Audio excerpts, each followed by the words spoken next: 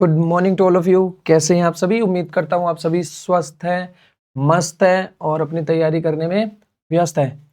English सीखने की इस जर्नी में हमने टेंस को आइडेंटिफाई करना सीख लिया था। कैसे हम टेंस को आइडेंटिफाई करते हैं ये हमने पता कर लिया था। एज यूजुअल हर क्लास को शुरू करने से पहले हम पुरानी क्लास का थोड़ा सा रिवीजन करते हैं।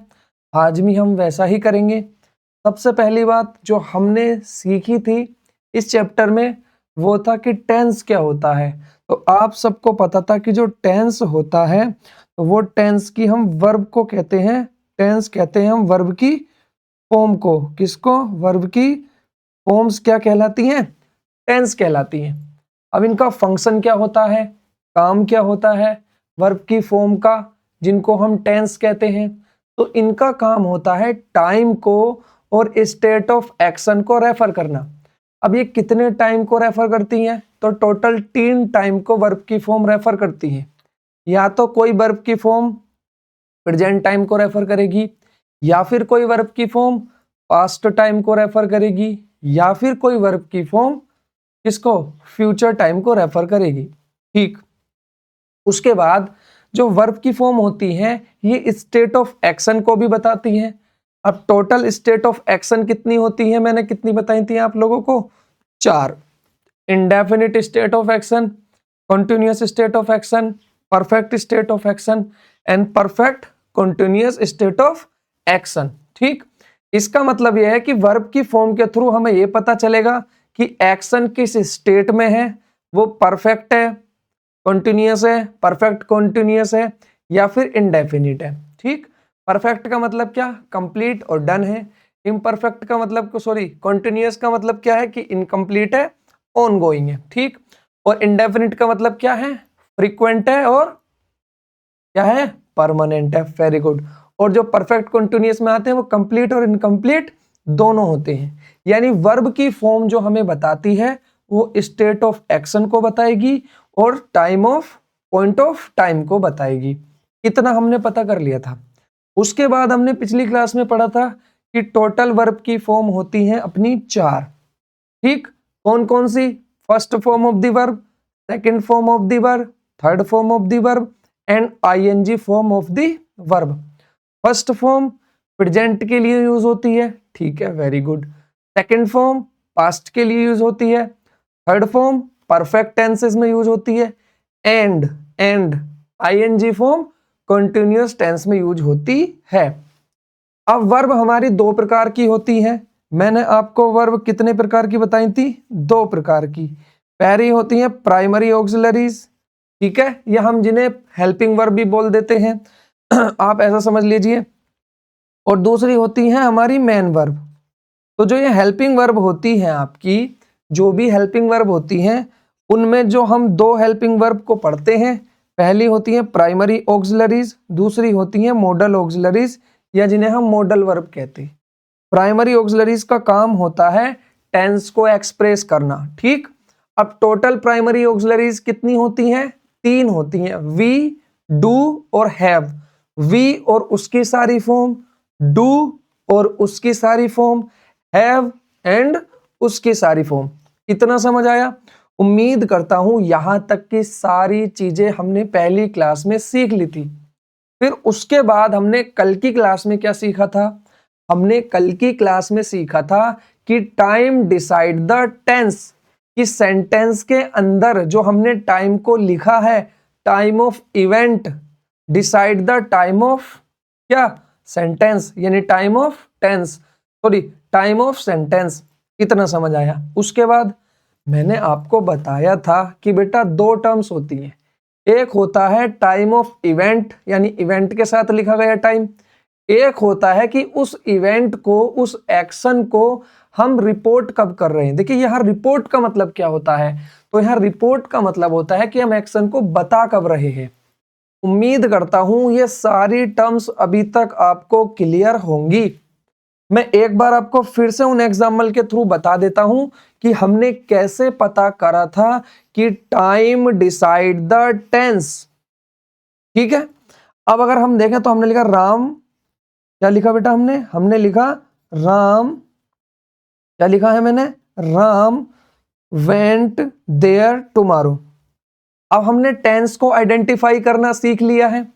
अब हमने टेंस में क्या पढ़ा था कि जो वर्ब की फॉर्म होती है, जो भी वर्ब की फॉर्म होगी वही हमारी क्या कहलाएगी, टेंस कहलाएगी। वही हमारा क्या डिसाइड करेगी, टेंस डिसाइड करेगी। टेंस में क्या क्या चीजें डिसाइड होती हैं कि एक्शन का टाइम क्या है और एक्शन की स्टेट क्या है। इतना समझ आया।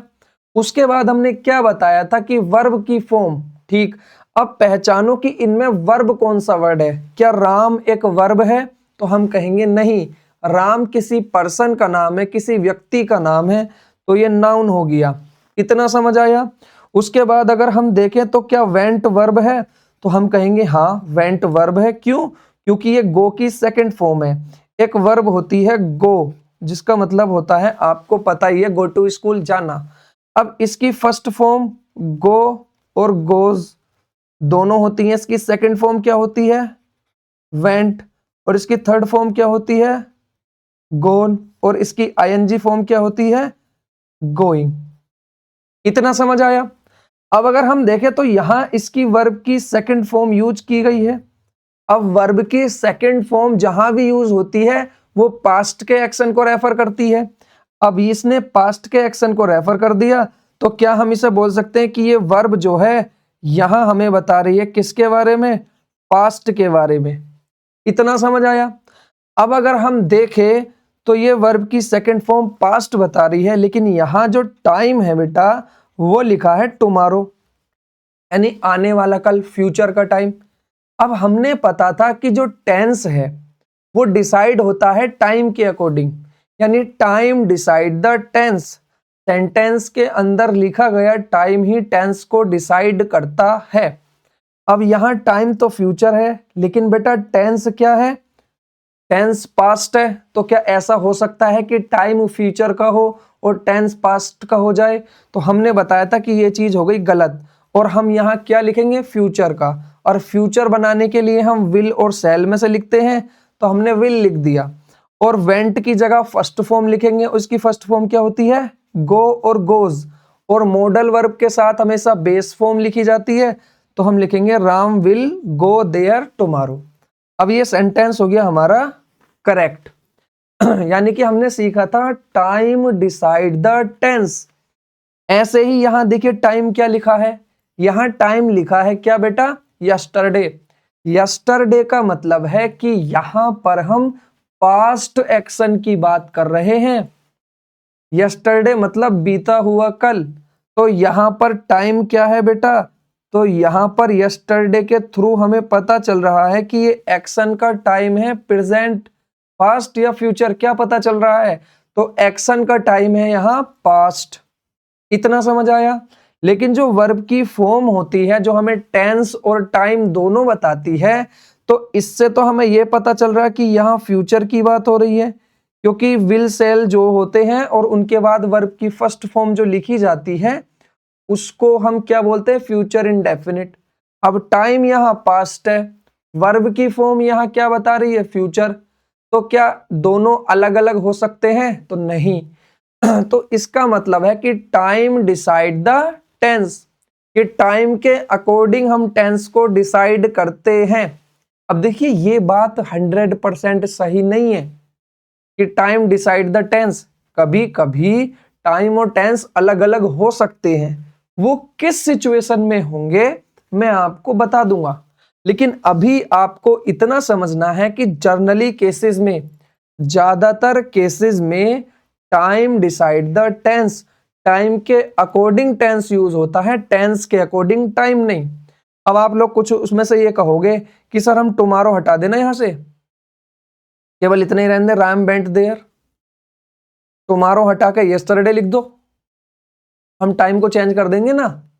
मान लो यहां पर पहले वाले सेंटेंस में राम वेंट देयर में टाइम वो टेंस पास्ट का है, और जो ये टाइम एक्सप्रेशन लिखा है टुमारो, हम इसको हटा करके कोई पास्ट का ही एक्सप्रेशन लिख दें। पास्ट को कौन बताता है, जैसे यस्टरडे, तो हम यहाँ क्या यस्टरडे लिख दे तो क्या ठीक हो जाएगा? मैं कहूंगा ठीक तो हो जाएगा, लेकिन इसका मीनिंग भी चेंज हो जाएगा। और जब मीनिंग चेंज हो जाएगा तो फिर इसे करेक्ट करने का क्या फायदा? दूसरी बात, हमेशा time decide the tense. Sentence के अंदर लिखा गया टाइम ही टेंस डिसाइड करता है। ये मैंने आपको कल चीख चीख के बताया था। देखिए, चीजों को आप अगर समझते चलोगे ना बेटा, तो बहुत आसान है, सब कुछ बहुत आसान लगेगा। कोई रूल नहीं रटना, कोई ज्यादा रिवीजन की जरूरत नहीं है, बस आपको क्लास को रिपीटेड मोड पे देखना है। देखिए, ऐसा नहीं कि आपने पिछली क्लासेस देख ली तो आपको 100% याद हो गया होगा। देखिए, मैं इससे कभी कभी टॉपिक से हटकर इसलिए बात आपसे कर लेता हूं क्योंकि आप ना एक्चुअल में सीखना कैसे है ना ये नहीं जानते। देखिए, आप एक बात बताओ, आपने जितना भी कुछ पढ़ा, नॉलेज क्या होती है? मैं आपसे पूछूंगा व्हाट इज द नॉलेज? जो आप मेरी वीडियो देख रहे हो, आप मुझसे पढ़ रहे हो, या आप किसी बुक से पढ़ते हो, या किसी उन टीचर से पढ़ते हो, या कहीं से भी आप कुछ भी पढ़ते हो, वो बेटा नॉलेज नहीं होती, वो इंफॉर्मेशन होती है। ठीक, हमने इंफॉर्मेशन कहीं से ले ली, अब उस इंफॉर्मेशन को हम अपने दिमाग में प्रोसेस करते हैं, सोचते हैं, समझते हैं, थिंकिंग करते हैं, और जो थिंकिंग करने के बाद हमारे दिमाग में इंफॉर्मेशन रह जाती है और जो हमारा दिमाग जिसे लॉजिकली फिट कर लेता है, वो नॉलेज बनती है। तो बेटा, रूल रपाटे जब तुम रटोगे ना तो चीजें इंफॉर्मेशन ही रह जाएंगी, वो कभी नॉलेज नहीं बनेगी। अगर आप चाहते हो कि इंफॉर्मेशन प्रोसेस होकर नॉलेज में बदले, तो इन लेक्चर्स को रिपीटेड मोड पे देखो। मैं फिर से कहूंगा, जितनी क्लैरिटी आपकी द सेंटेंस चैप्टर के अंदर होगी, सिलेबस आपको उतना स्मूथली बिल्कुल समझ आएगा। आपने एक बार क्लासेस देख ली है, आप अपने घर कोई काम कर रहे हो, कुछ भी कर रहे हैं, आप कान में एयरफोन लगा करके क्लास को बस सुनते रहें। उससे क्या होगा, वो जो इंफॉर्मेशन है आपका दिमाग प्रोसेस करेगा उसको बार बार, और वो चीज नॉलेज में बदल जाएगी। तो यहां रिवीजन का मतलब ये नहीं होता कि आप नोट्स बनाओगे इतने और दोबारा से पढ़ोगे, नहीं। आपके पास अगर सुविधा है तो आप पढ़ सकते हैं, वरना आप अपने प्रॉपर नोट्स बनाएं। एक बार क्लास को देखें, एक बार क्लास को देखते देखते फिर नोट्स बना सकते हैं, आप ऐसे भी कर सकते हैं। बट मैंने जो आपको पहले सजेशन दिया था वो और भी अच्छा था, और वो इजी टू डूएबल है कि आप उसको इजी टू डू है, अगर आप उसको चाहो तो आराम से कर सकते हो। वापस आता हूं टॉपिक पे। मैंने आपको बताया था कि टाइम के अकॉर्डिंग टेंस यूज करना है, टेंस के अकॉर्डिंग टाइम नहीं। हमेशा ध्यान रखना, टाइम डिसाइड द टेंस। अब यहां पर अगर हम देखें तो यहां टाइम है यस्टरडे, पास्ट का, लेकिन यहां पर क्या है बेटा, फ्यूचर। तो अब हम इसको पास्ट में बदलने के लिए यहां क्या लिखेंगे, वेंट, और ये हो जाएगा हमारा आंसर सही। अब देखिए, Ram will go there, Ram went there. अब यहां पर हम अगर देखें तो यहां फ्यूचर है एक में टाइम, और फ्यूचर इंडेफिनिट है। यहां पास्ट का टाइम है, पास्ट इंडेफिनिट है। अब यहां पर क्या ये सही है या गलत है? मैंने आपसे कल कहा था कि किसी भी चीज को हमेशा गलत कहने से पहले आपके साथ कोई लॉजिक होना चाहिए। आप सही बेशक मान लो, जब तक आपके पास कोई वैलिड रीजन ना हो किसी को गलत कहने का, आपको उस सेंटेंस को सही मानना है, क्योंकि आपके एग्जाम में नो एरर वाले सवाल भी आते हैं। जैसे वाक्य में पहचानने के लिए कि जैसे यही आ जाए, राम वेंट देयर, ठीक, तो अब बताओ इसमें एरर है या नहीं? तो एक ऑप्शन आता नो एरर, एक आता ए पार्ट में एरर, बी पार्ट में एरर, सी पार्ट में एरर, या फिर नो एरर।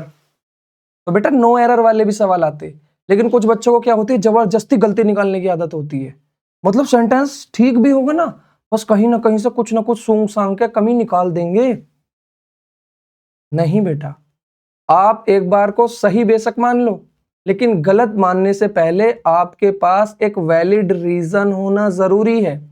हमने यहां सेंटेंस को ऊपर गलत माना है, क्यों? क्योंकि यहां टाइम अलग है और टेंस अलग है। यहां टाइम अलग है, टेंस अलग है। अब हम जानते हैं कि टाइम डिसाइड द टेंस, तो हमने टेंस टाइम के अकॉर्डिंग लिख दिया, ये लो हमारा सेंटेंस सही हो गया। अब यहां पर टाइम तो कुछ दिया ही नहीं है, तो जब टाइम हमें लिखकर ही नहीं दिया, कुछ टाइम एक्सप्रेशन हमें लिखकर ही नहीं दिया, तो जो वर्ब बता रही है वही सही है, ये भी सही और ये भी सही। तो तो यहां हमारा मतलब था कि फालतू में एरर निकालने के चक्कर में ना हो कि सबको टिक करके भगाएं, ये पार्ट में एरर, बी पार्ट में एरर। नहीं बेटा, आपको आंख नाक कान सब कुछ खोलकर एग्जाम में बैठना है। आपको सिली मिस्टेक से बचना है। देखिए, मोस्ट ऑफ द स्टूडेंट जो 1 नंबर 2 नंबर 3 नंबर से रह जाते हैं, वो बच्चे ना वही जानते हैं कि एक सिली मिस्टेक उनके लिए कितनी भारी पड़ गई। देखिए एक बात बताओ, पढ़े लिखे इंसान में जो सक्सेस इंसान है, यहां मान लीजिए एक कट ऑफ है किसी एग्जाम की, और वो कट ऑफ लगी है मान लीजिए 130 पर, और एक व्यक्ति जो 129.8 लाया है और एक व्यक्ति जो 103.04 लाया है। अब यहां वो कट ऑफ पार करते ही उस व्यक्ति को सब इज्जत देंगे, वो सबसे ज्यादा पढ़ा लिखा, पूरा मतलब गांव उसके पीछे की, बड़ा बड़ी मेहनत करी है बच्चे ने, बड़ा ये करा है। लेकिन यही बच्चा, देखिए बताइए क्या मार्क्स में अंतर है, लेकिन इसकी कोई वैल्यू नहीं करेगा, नहीं इसकी कोई बात मानेगा, ना कोई इसको समझेगा। तो वो आपको बताएगा जब उसके दिल पे बीतेगी कि बेटा एक एक नंबर से सिलेक्शन रुक जाता है। हकीकत अपने एक्सपीरियंस अनुभव से बता रहा हूं कि एक एक नंबर की कितनी इंपॉर्टेंस होती है। एक एक नंबर की वजह से लोग ना तुम्हें अनसक्सेसफुल समझेंगे जीवन भर। तो हर एक नंबर की इंपॉर्टेंस है, तो हमें पढ़ना भी वैसे ही है कि हम एक भी नंबर नहीं छोड़ने वाले। ठीक है, तो हमने बेसिक चीजों को पढ़ लिया था कि टेंस वर्ब की फॉर्म होती है जो टाइम को और स्टेट ऑफ एक्शन को बताती है। टाइम होते हैं 3, present past future. State of action होती है 4, indefinite, continuous, perfect, perfect, continuous. ठीक, उसके बाद मैंने बताया था कि टाइम ऑफ इवेंट, जो सेंटेंस के अंदर टाइम लिखा है। टाइम ऑफ रिपोर्टिंग, जिस समय हम उस सेंटेंस की बात कर रहे हैं। उसके बाद मैंने बताया था कि टाइम डिसाइड द टेंस। ठीक, उसके बाद मैंने बताया था कि टाइम के अकॉर्डिंग टेंस तो यूज होगा, लेकिन अगर सेंटेंस में टाइम नहीं लिखा है तो जो टेंस के थ्रू टाइम पता चल रहा है उसी को सही मान लेंगे, बाकी हमें कुछ भी फालतू का नहीं करना।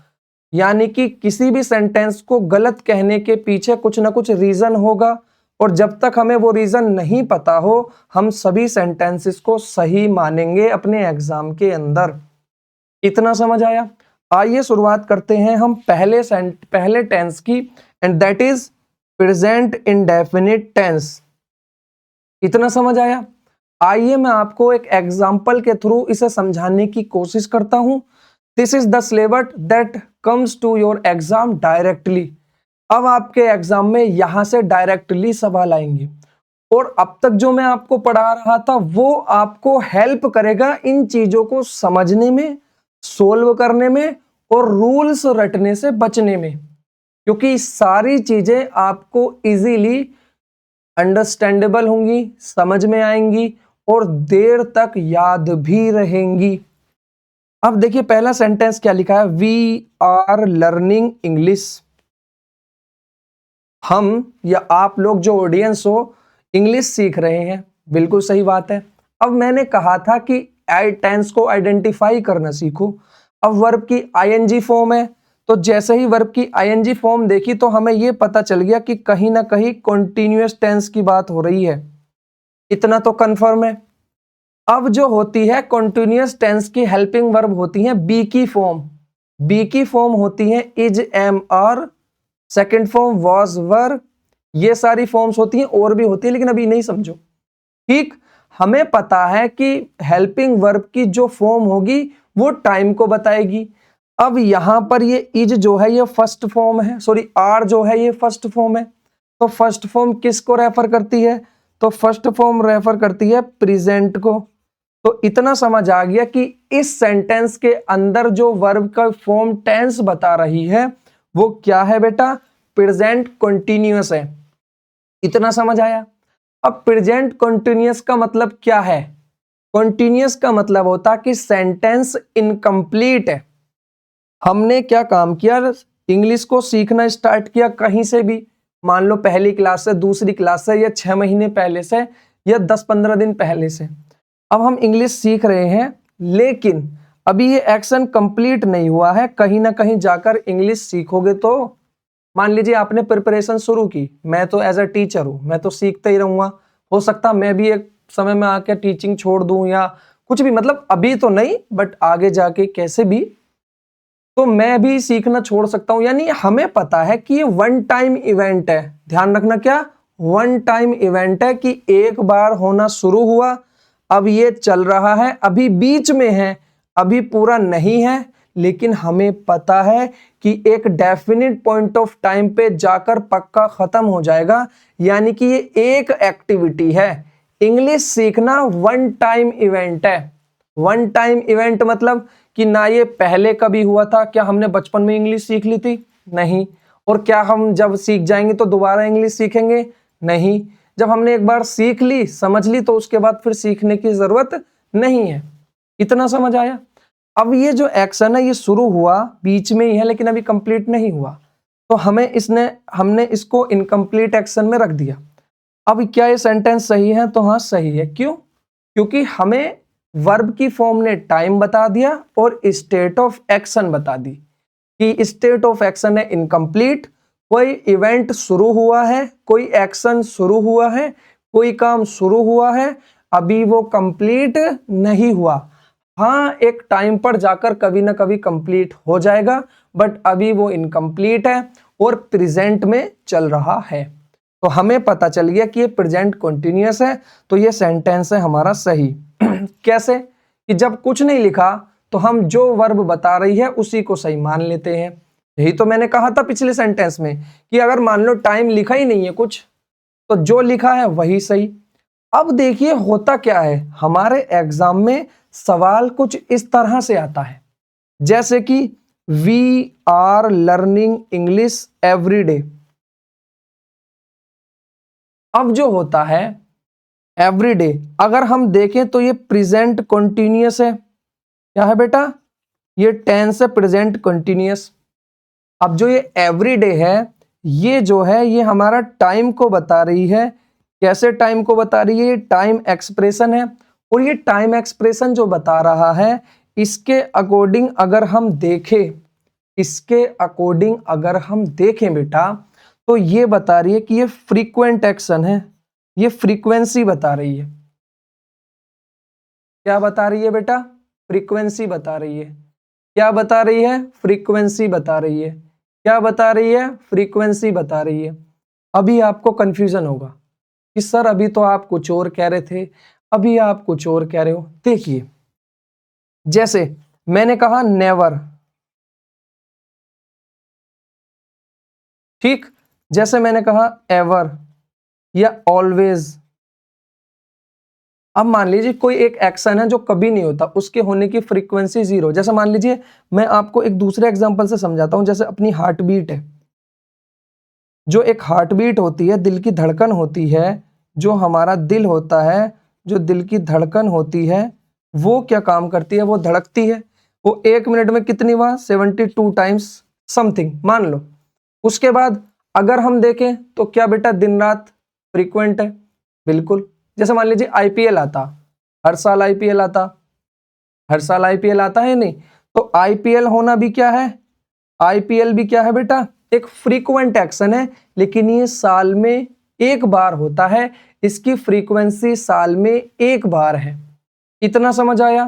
तो अब हमें पता था कि यहां पर हम एवरीडे लिखकर, क्या लिखकर? एवरीडे लिखकर, अब हम यहां ये बता रहे हैं कि ये एक्शन एक बार वन टाइम इवेंट नहीं है, ये हर रोज होने वाला इवेंट है। यानी ये फ्रीक्वेंट एक्शन है, ये रोज होता है। मान लीजिए कैसे, हमने 1 घंटा आज 9 बजे क्लास लेनी शुरू की और 9 से हमने 10 बजे तक क्लास ली। जैसे ही हमने 9 से 10 बजे तक क्लास ली, अब हमारी क्लास खत्म हो गई। अब आज पूरे दिन के लिए ये एक्शन स्टॉप हो गया। फिर अगले दिन फिर 9 बजे से हमने लर्निंग स्टार्ट करी और फिर 10 बजे जाकर हमारी क्या हो गई? वो खत्म हो गई। यानी कि जब हमने यहाँ एवरीडे लिख दिया, तो अब ये हमारा टाइम एक्सप्रेशन हमें बता रहा है कि ये एक्शन अब वन टाइम इवेंट नहीं है, ये एक बार होने वाली घटना को कंसीडर नहीं कर रहा, ऐसा तो हर रोज होता है। इसका मतलब ये हुआ कि ये एक्शन को बता रहा है टाइम, कि ये जो एक्शन लिखा गया है, जिसके साथ मुझे लिखा है, टाइम कह रहा है एवरी डे, जिसके साथ तुमने मुझे लिखा है, जिस सेंटेंस में तुमने मुझे लिखा है, वो सेंटेंस वन टाइम इवेंट नहीं है, वो फ्रीक्वेंट इवेंट है, हर रोज होने वाला इवेंट है। अब हमें पता है कि फ्रीक्वेंट और परमानेंट एक्शन कहां लिखे जाते हैं, इंडेफिनिट टेंस में। कहां लिखे जाते हैं, इंडेफिनिट टेंस में। तो इसके लिए हम क्या यूज करेंगे बेटा, क्या यूज करेंगे, क्या यूज करेंगे, हाँ इंडेफिनिट टेंस। अब हम प्रेजेंट की बात कर रहे हैं तो हम क्या यूज कर लेंगे, प्रेजेंट का इंडेफिनिट टेंस। अब प्रेजेंट के इंडेफिनिट टेंस के लिए हम वर्ब की फर्स्ट फॉर्म यूज करते हैं और लर्न की फर्स्ट फॉर्म यूज कर लेंगे हम, ठीक है। अब उम्मीद करता हूं यहां तक चीज आपको कुछ कुछ समझ आई होगी। अब आगे वाले सवाल से थोड़ा और क्लियर होगा। जैसे कि मैंने लिखा they have seldom made mistakes. अब अगर हम यहां देखें तो सबसे पहला हमारा काम है टेंस को आइडेंटिफाई करना सेंटेंस के अंदर। हमें पता है हैज हैव के साथ वर्ब की थर्ड फॉर्म अगर लिखी होती है तो हैज हैव और वर्ब की थर्ड फॉर्म, तो हैज और हैव प्लस वर्ब की थर्ड फॉर्म। वर्ब की थर्ड फॉर्म बेटा हमें क्या बताती है कि एक्शन परफेक्ट स्टेट का है, इतना समझ आया। और हैज और हैव फर्स्ट फॉर्म होते हैं हेल्पिंग वर्ब की, ठीक। तो ये हमें क्या बताती है बेटा, ये बताती है प्रेजेंट के बारे में, ठीक है। तो ये जो प्रेजेंट है, देखिए स्पेलिंग मैंने शॉर्ट में लिखी है, आप ऐसे समझ लिए, ठीक। अब ये प्रेजेंट का परफेक्ट टेंस है। अब हमें पता है कि परफेक्ट का मतलब क्या होता है, परफेक्ट का मतलब होता है कि वो एक्शन डन है, कंप्लीट है। लेकिन अब यहां पर सेल्डम लिखा है, क्या लिखा है बेटा, सेल्डम। अब आप सेल्डम का मतलब मुझे बताओ कि सेल्डम का मतलब क्या होता है। तो सेल्डम का मतलब होता है ऑलमोस्ट नेवर। क्या होता है, ऑलमोस्ट नेवर। अब जो ये ऑलमोस्ट नेवर है, ये कहीं ना कहीं फ्रीक्वेंसी आपको बता रहा है कि ये एक्शन कैसा है, फ्रीक्वेंट है। कैसा है, ये फ्रीक्वेंसी आपको बता रहा है, सॉरी फ्रीक्वेंट है, सॉरी फ्रीक्वेंट एक्शन है। अब हमें क्या बता रहा है, ये हमें एक्शन की फ्रीक्वेंसी बता रहा है कि वो मिस्टेक तो करता है लेकिन कभी मतलब बहुत ही कम करता है, लेकिन करता तो है।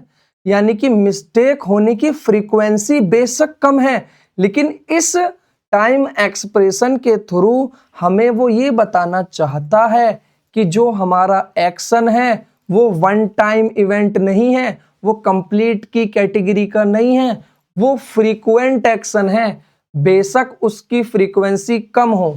जैसे आप बताओ, जैसे दिल धड़कने का मैंने एग्जांपल लिया था, दिल धड़कता है रुकता है, धड़कता है रुकता है, धड़कता है रुकता है, ठीक। अब मान लीजिए कि दिन होती है रात होती है, दिन होती है रात होती है। अब दिल धड़कने में, ठीक है, दिल धड़कने में हमें 1-2 सेकंड का गैप मिलता है, धुक धुक धुक इस तरीके से। लेकिन दिन रात के बीच में क्या है बेटा, 12 घंटे का गैप है। ऐसे ही क्या होता है, जैसे कुंभ का मेला है, कुंभ का मेला कितने साल में एक बार लगता है, शायद 12 साल में समथिंग, मुझे नहीं पता, बट ऐसे तो लगता। यानी उस कुंभ का मेला बार बार लगता है और हर बार उसी निश्चित टाइम के बाद लगता है। ऐसे ही इसका मतलब ये हुआ कि वो एक्शन कम बार हो या ज्यादा बार हो, उससे मतलब नहीं है। ये फ्रीक्वेंट वे में हो रहा है, हो रहा है रुक रहा है, हो रहा है रुक रहा है। वो अलग बात है कि इसकी फ्रीक्वेंसी कम है या फिर ज्यादा है, वो हमारा कंसर्न नहीं है। लेकिन क्या ये फ्रीक्वेंट है, तो जवाब है हाँ। और अगर ये वन टाइम नहीं है, वन टाइम का मतलब एक बार ही, बस एक बार ही नहीं है, ऐसा 1-2 बार और होता है, और 1-2 बार और हो सकता है, उसकी ड्यूरेशन अलग हो। जैसे कर्नाटक में एक फूल है, मैं भूल रहा हूं उसे, ब्लू कलर का फूल आता, वो 50 साल में एक बार खिलता। एक पहाड़ी है कोई, उस पर वो फूल आता है, तो मैं नाम भूल रहा हूँ उस फूल का, शायद मेरे अब तक याद था, मैं अभी भूला हूँ। तो वो फूल 50 साल में एक बार खिलता है, और जैसे ही वो खिलता है वो पूरा पर्वत क्या हो जाता है, ब्लू हो जाता है, क्योंकि वो नीले कलर का फूल होता। लेकिन अब ये बात बताओ, दिल का धड़कना सेकंड, हर सेकंड की फ्रीक्वेंसी है, हर सेकंड में धड़क रहा है, अब वो फूल हर 50 साल में खिल रहा है। तो यहाँ टाइम फ्रीक्वेंसी, एक की फ्रीक्वेंसी ज्यादा है, वो एकदम छोटे छोटे टाइम पे हो रहा है, एक की फ्रीक्वेंसी कम है कि 50 साल में एक बार हो रहा है। लेकिन यहाँ हमारा फ्रीक्वेंसी से मतलब ये नहीं कम और ज्यादा से, यहाँ हमारा मतलब है कि सेंटेंस फ्रीक्वेंट है कि नहीं। तो हमें पता चल गया कि सेल्डम से हमें पता चल गया कि हमारा एक्शन फ्रीक्वेंट है, यानी वन टाइम नहीं है, एक बार से ज्यादा बार की यहां बात हो रही है। और एक बार से ज्यादा बार मतलब क्या कि एक्शन बन गया हमारा फ्रीक्वेंट। और हमें पता था फ्रीक्वेंट एक्शन और परमानेंट एक्शन कहां लिखे जाते हैं, इंडेफिनिट टेंस में। अभी हम किसकी बात कर रहे हैं, प्रेजेंट की, तो इसको लिख दो प्रेजेंट में। अब कोई कहेगा क्या हम इसे पास्ट में भी लिख सकते हैं, तो मैं कहूंगा हाँ, आप प्रेजेंट के इंडेफिनिट में लिख दो या फिर पास्ट के इंडेफिनिट में लिख दो, उससे कोई मतलब हमें नहीं है। अभी हम फिलहाल प्रेजेंट का इंडेफिनिट पढ़ रहे हैं, तो हम इसे प्रेजेंट इंडेफिनिट में लिख देंगे कि दे सेल्डम मेक मिस्टेक। अभी हमने क्या बताया था कि अभी जो हमारा टाइम है वही डिसाइड कर रहा है किसको, टेंस को। यानी जो सेंटेंस के अंदर टाइम एक्सप्रेशन लिखे जाते हैं उनके अकॉर्डिंग हमें टेंस यूज करना होता है। इतना समझ आया। अब ये जो टाइम एक्सप्रेशन है ये हमें बता रहे हैं कि जो ये एक्शन है ये फ्रीक्वेंट एक्शन है, और फ्रीक्वेंट एक्शन है तो ना ये कंटिन्यूअस में लिखे जा सकते हैं, ना ये परफेक्ट में लिखे जा सकते हैं, ये हमेशा इंडेफिनिट में ही लिखे जाएंगे। और आप प्रेजेंट का इंडेफिनिट लिख दो और ये सेंटेंस यहां सही हो जाएगा। अभी भी आपको समझ नहीं आया होगा, आइए मैं आपको अगले एग्जांपल से समझाता हूं। जैसे ये लिखा है it is usually raining here heavily, कि यहां पर आमतौर पर ज्यादातर क्या होती है, बारिश होती रहती है। ठीक, अब अगर हम देखें तो ये हमारा प्रेजेंट कंटीन्यूअस टेंस, तो हमारा प्रेजेंट कंटीन्यूअस ही है। अब प्रेजेंट कंटीन्यूअस का मतलब क्या है कि एक्शन एक बार एक टाइम से शुरू हुआ और बस एक डेफिनेट पॉइंट ऑफ टाइम पे जाके खत्म होगा, लेकिन अभी कहीं बीच में है, अभी खत्म नहीं हुआ, लेकिन एक ही बार की बात होती है वो। ठीक, लेकिन अगर हम यहां देखें तो यहां हमने एक एडवर्ब ऑफ टाइम लिखा है, टाइम एक्सप्रेशन लिखा है, जो हमें ये बता रहा है कि ये एक्शन एक बार का नहीं है, एक से ज्यादा बार यहां तो होती ही है। यूजुअली रेन होती है यहां पर, यूजुअली मतलब ज्यादातर, अक्सर, हर बार। ठीक, तो यहां इसकी वजह से ये एक्शन हमारा क्या हो गया बेटा, अब ये एक्शन हमारा इनकम्प्लीट स्टेट का नहीं है।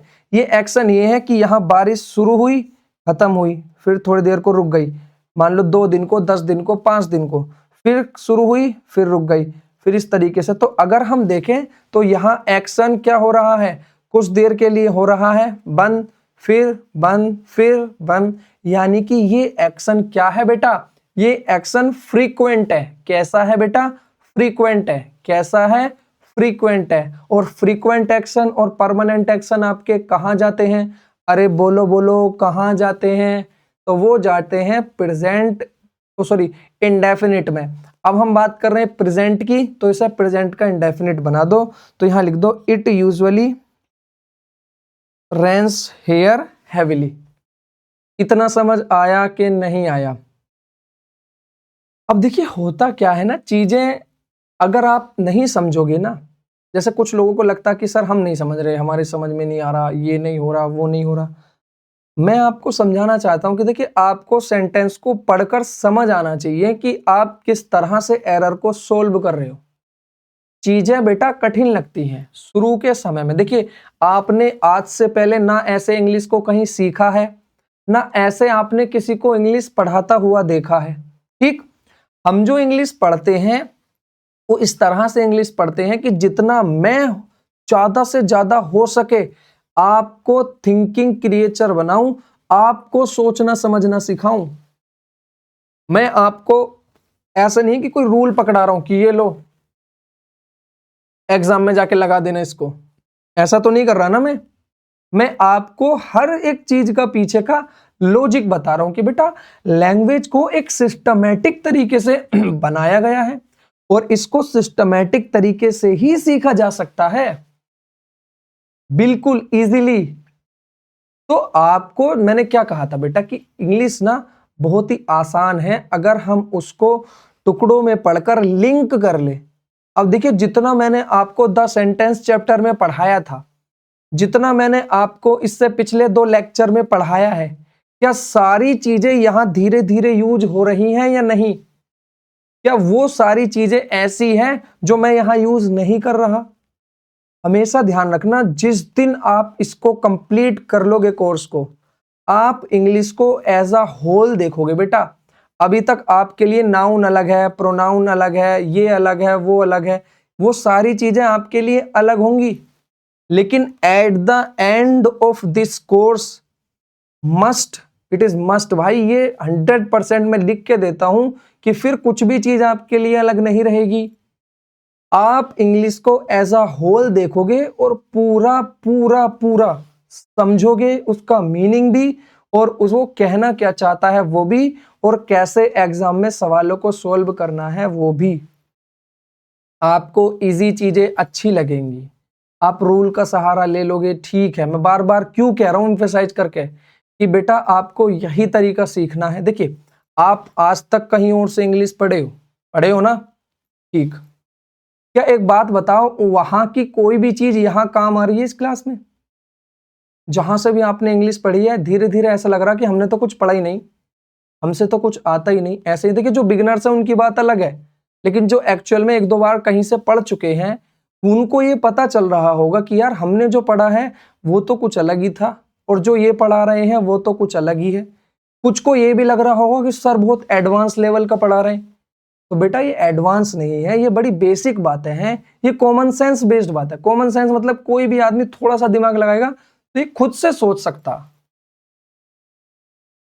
कुछ नहीं है बेटा, आपको एडवांस लग रहा है क्योंकि आज तक आप इंग्लिश को इस नजरिए से नहीं देखते थे। बाकी कुछ इसमें एडवांस नहीं है, सिंपल सी चीजें हैं सारी। तो मैंने आपको क्या बताया कि सेंटेंस में लिखा गए टाइम एक्सप्रेशन डिसाइड करते हैं टेंस को। अब टाइम एक्सप्रेशन क्या, अगर टाइम एक्सप्रेशन बता रहे हैं कि ये पास्ट है तो टेंस पास्ट लिखो, फ्यूचर है तो फ्यूचर लिखो। और टाइम एक्सप्रेशन यहाँ एवरीडे, यहाँ सेल्डम और यहाँ यूजुअली, ये हमारे बता रहे हैं क्या कि ये हमारा एक्शन है फ्रीक्वेंट। कैसा है? फ्रीक्वेंट। कैसा है? फ्रीक्वेंट। और फ्रीक्वेंट एक्शन हमेशा इंडेफिनिट टेंस में लिखे जाते हैं, तो इनके साथ हमें इंडेफिनिट टेंस का यूज करना है। उम्मीद करता हूं यहां तक की सारी बातें समझ आई होंगी। अब आप कहोगे सर हमें कैसे पता चलेगा कि कौन से टाइम एक्सप्रेशन ये बताते हैं सेंटेंस में कि जो सेंटेंस का एक्शन है वो क्या है बेटा, वो क्या है बेटा, वो क्या है? फ्रीक्वेंट है। यानी एक्शन फ्रीक्वेंट टाइप का एक्शन है, इनकम्प्लीट इनकम्प्लीट, ना ही कंप्लीट ना ही इनकम्प्लीट, वो कैसा है? फ्रीक्वेंट है। तो उनको बोलते हैं हम एडवर्ब ऑफ फ्रीक्वेंसी, जो एक्शन की फ्रीक्वेंसी को बताते हैं। जैसे मैं ऑलवेज, मैं हमेशा चाय पीता हूँ, आई सेल्डम गो देयर, मैं वहां कभी कभार बहुत ही कम जाता हूँ, लेकिन जाता तो हूँ। हो सकता है मैं 10 साल में एक बार जाता हूँ, लेकिन 10 साल के बाद भी तो वो दोबारा एक्शन जरूर शुरू होगा, मैं उसको दोबारा रिपीट तो जरूर करूंगा। और जैसे ही एक्शन एक बार से ज्यादा रिपीट हुआ तो वो क्या, ना कंप्लीट में ना इनकम्प्लीट में, वो चला जाता है फिर फ्रीक्वेंट में। तो जिन सेंटेंस में आपको ये टाइम एक्सप्रेशन लिखे दिखाई दे, जैसे always, seldom, often, never, usually, generally, daily, frequently, regularly, तो ये टाइम एक्सप्रेशन हमें बताते हैं सेंटेंस में कि ये जो एक्शन की हम बात कर रहे हैं सेंटेंस के अंदर, ये एक्शन हमारा फ्रीक्वेंट है। और फ्रीक्वेंट स्टेट ऑफ एक्शन के लिए हमें इंडेफिनिट टेंस यूज करने पड़ते हैं। तो एग्जामिनर क्या काम करेगा, कभी हमें कंटिन्यूअस लिख के दे देगा, कभी हमें प्रेजेंट परफेक्ट लिख कर दे देगा, कभी हमें प्रेजेंट कंटिन्यूअस लिख के दे देगा। तो हम क्या समझ जाएंगे कि यहां पर टेंस गलत यूज हुआ है टाइम के अकॉर्डिंग। तो जो टाइम एक्सप्रेशन दिया है, यानी जो टाइम हमें दिया है सेंटेंस के अंदर, यानी जो वर्ड टाइम को एक्सप्रेस कर रहा है, जो एक्शन के टाइम को बता रहा है कि ये फ्रीक्वेंट है, उसके अकॉर्डिंग हमें टेंस डिसाइड करना है। तो जब हम इसके अकॉर्डिंग टेंस डिसाइड करेंगे तो जैसा टाइम एक्सप्रेशन वैसा टेंस यूज करना है, यानी टाइम डिसाइड द टेंस। अब ये टाइम क्या है बेटा? तो ये टाइम है आपके फ्रीक्वेंसी वाले, यानी ये टाइम ऑफ एक्सप्रेशन आपके फ्रीक्वेंट एक्शन के बारे में बताते हैं। अब ये फ्रीक्वेंट के बारे में बताते हैं तो ऐसी कौन सी स्टेट ऑफ वर्ब है जो फ्रीक्वेंट एक्शन के लिए यूज होती है? तो वो होती है इंडेफिनिट स्टेट। अब इंडेफिनिट वाली सारी जो होती है वर्ब की फॉर्म हम यूज यहां कर सकते हैं। उम्मीद करता हूं यहां तक आपको इतना समझ आ गया होगा। बढ़ते हैं आगे। अब देखिए एग्जामिनर कभी कभी हमसे ये खेल खेलता है, जैसे he meets me at college every day. अब हमें जैसे दिखा एवरी डे, तो इसका मतलब आप ये सोचोगे कि यार यहां जो टाइम एक्सप्रेशन है ये टाइम बता रहा है कि ये एक्शन फ्रीक्वेंट है। कैसा है? फ्रीक्वेंट है, कि हम हर रोज कॉलेज जाते हैं, यानी मैं उससे हर रोज कॉलेज मिलता हूं। इसका मतलब क्या? He meets me at college every day, कि मुझसे वो हर रोज कॉलेज में मिलता है, यानी मैं कॉलेज जाता हूं वो मिलता है, फिर घर आता हूं, फिर दूसरे दिन एक्शन ये फिर होता है, यानी ये मिलने का एक्शन एक बार का नहीं है, मल्टीपल टाइम का है, यानी ये बार बार फ्रीक्वेंट वे में हो रहा है। तो जो एक्शन फ्रीक्वेंट होते हैं उनके लिए हम प्रेजेंट का टेंस यूज कर देते हैं, प्रेजेंट इंडेफिनिट। मान लो इंडेफिनिट टेंस यूज करते हैं और ये प्रेजेंट इंडेफिनिट, तो सर ये तो सही होना चाहिए। लेकिन लेकिन लेकिन एग्जामिनर हमें कंफ्यूज करता है एवरी डे लिखकर। अब यहां हमेशा ध्यान रखना कि जब एवरी डे, देखिए यहां क्या लिखा है, जब बिना स्पेस के लिखा हो तो उसका मीनिंग अलग होता है, और जब स्पेस के साथ लिखा हो यानी एवरी अलग और डे अलग, तो एवरी डे का मीनिंग अलग होता है। और जब एवरी डे एक साथ लिखा हो तो उसका मीनिंग अलग होता है। अब कहोगे सर ऐसा भी होता है क्या? तो मैं कहूंगा हाँ। ध्यान रखना, एक सिंगल सेंटेंस से एग्जाम रेलेवेंट आपको पढ़ाया जा रहा है, और डेफिनेटली लिख के देता हूं कि हर एक सिंगल सेंटेंस से आपको आपके एग्जाम में क्वेश्चन देखने को जरूर मिलेगा। कोई रूल रटना नहीं, कुछ नहीं, बस सिंपली चीजों को समझते हुए चलना है। अब अगर हम देखें तो जब एवरी डे को हम स्पेस के साथ लिखते हैं, यानी एवरी को अलग और डे को अलग, तो ये हमारा एडवर्ब बनता है, और जिसका मतलब होता है डेली, पर डे। अब जब डेली और पर डे इसका मतलब होता है, तो डेली कहां आ रहा था बेटा? डेली आ रहा था आपका एडवर्ब ऑफ फ्रीक्वेंसी के अंदर, यानी कि अब ये बता रहा था किसको? कि एडवर्ब जो है एक्शन की फ्रीक्वेंसी क्या है, किस फ्रीक्वेंसी पे वो हो रहा है। तो जहां हम एवरी और डे को अलग लिखते हैं वो एडवर्ब बन जाता है, और एडवर्ब ऑफ टाइम बनता है। और मैंने आपको पहली क्लास में क्या बताया था कि जो एडवर्ब ऑफ टाइम होते हैं ये व्हेन का रिप्लाई होते हैं, यानी व्हेन कब होता है एक्शन। देखिए कहां बताया था मैंने इसको, कब लर्निंग कब करते हैं हम? एवरी डे, हर रोज, daily. When we are learning English, हम कब सीखते हैं इंग्लिश? डेली सीखते हैं, हर 2 साल में सीखते हैं। कब मेला होता है? हर 2 साल में होता, हर 3 साल में होता, तो हर रोज होता। तो हम यहाँ व्हेन का रिप्लाई दे रहे हैं, यहाँ हम एडवर्ब यूज कर रहे हैं, तो यहाँ एवरीडे हमारा सही हो गया। लेकिन अगर हम यहाँ देखें तो यहाँ एवरी और डे एक साथ लिखा है, जो कि एडवर्ब नहीं है, जो हमारा क्या बनता है बेटा? एडजेक्टिव। और इसका मतलब डेली नहीं होता, इसका मतलब होता है रूटीन, और इसका मतलब होता है कॉमन। क्या मतलब होता है? रूटीन, और क्या मतलब होता है? कॉमन। अब कहोगे सर ऊपर से चली गई बात, बिल्कुल समझ नहीं आई। मैं कहूंगा आइए एग्जाम्पल से समझते हैं। जैसे मैंने कहा it is an dash job for me. अब दूसरा सेंटेंस क्या लिखा है? I have to do this job ठीक, I have to do this job और खाली जगह आपकी लिखी। अब आपको यहां पर एवरीडे लिखना है या एवरीडे लिखना है, यानी स्पेस वाला एवरीडे लिखना है, या विदाउट स्पेस वाला जिसके बीच में जगह ना हो वो वाला लिखना है। अब जो बच्चे इसको याद रखेंगे कि हमें जो बीच में स्पेस वाला होता है उसको एडवर्ब बोलते हैं, और जिसके इस बीच में स्पेस नहीं होता उसको एडजेक्टिव बोलते हैं। ठीक, अब यहां देखो हमें कहां पर किस चीज की जरूरत है। अब जॉब जो है ये एक नाउन है। ठीक, अब नाउन को डिस्क्राइब करने के लिए उससे पहले हम एडजेक्टिव लिखते हैं, और उस एडजेक्टिव को कहते हैं हम एट्रीब्यूटिवली यूज्ड एडजेक्टिव। मैंने आपको क्या बताया था पार्ट्स ऑफ स्पीच जब चल रहा था, तो पार्ट्स ऑफ स्पीच में बताया था कि एडजेक्टिव को दो तरह से यूज किया जाता है। एक तो उस नाउन के साथ लिखकर जिसको वो डिस्क्राइब कर रहा, जिसके बारे में वो डिटेल दे रहा, एक प्रीडिकेट में। तो यहां नाउन से पहले लिख रहे हैं हम, तो नाउन से पहले हमें क्या लिखा जाएगा बेटा, एडजेक्टिव। तो यहां पर एवरीडे की वो फॉर्म आएगी जो एज अ एडजेक्टिव यूज होती है।